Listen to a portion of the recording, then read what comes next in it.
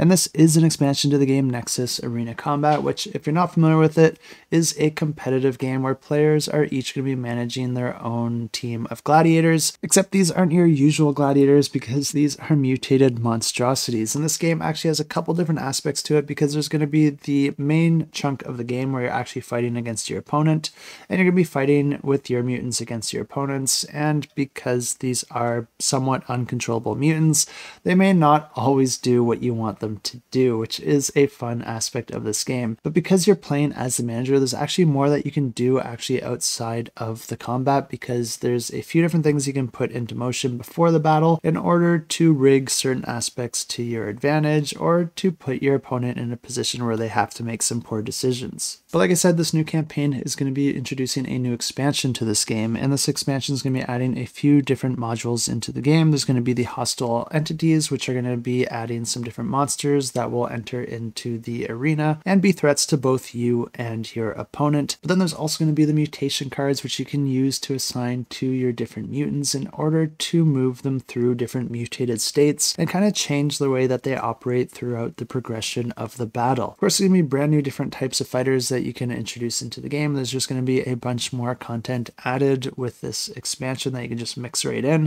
But then there's also going to be a bunch of new hazards and barriers and traps that are just going to be adding a little bit of variety into the actual arena where the players are going to be fighting. This is actually a game that I've covered a few times with the original launch, but then they also did release a campaign expansion that allows you to play through a legacy campaign, which looks like a ton of fun and offers a variety of different modes of play and also improves different aspects of the game as well. But instead of just going through all of that again, I'll just go ahead and roll my previous footage for you, where I also rolled the previous footage to that. We're getting into the board game inception with this one, but if it does look interesting to you, I will have a link to the campaign in the description below. And of course, you can click that notify me button if you want to get notified once it launches. And this new expansion is going to be adding a brand new legacy campaign to that original game. But this new expansion is essentially all encompassed with a single rulebook, because within this rulebook, it's going to offer you all sorts of campaigns and storylines for players to explore. But then also there's portions of the book where you're going to be making different decisions or recording the results of different games that's going to change the way that the game plays moving forward. It doesn't look like you're destroying any components other than this rulebook by playing through this legacy campaign, so if you wanted to record your different results in a separate notebook and just keep this one pristine, that would allow you to reuse this in order to play multiple campaigns. Not only that, but it looks like this new rulebook is going to be including some new ideas and concepts that you'll be able to mix into the original game, and they did also take feedback from their player base, and it looks like they're going to be including some refreshed rules as part of this, with some rules clarifications and small tweaks just to make the gameplay a little bit better. And this was a game that I thought looked like a ton of fun when it originally launched, so it's nice to see them improving it even more. And if you do want to know how this one plays, I'll go ahead and roll that previous footage for you now.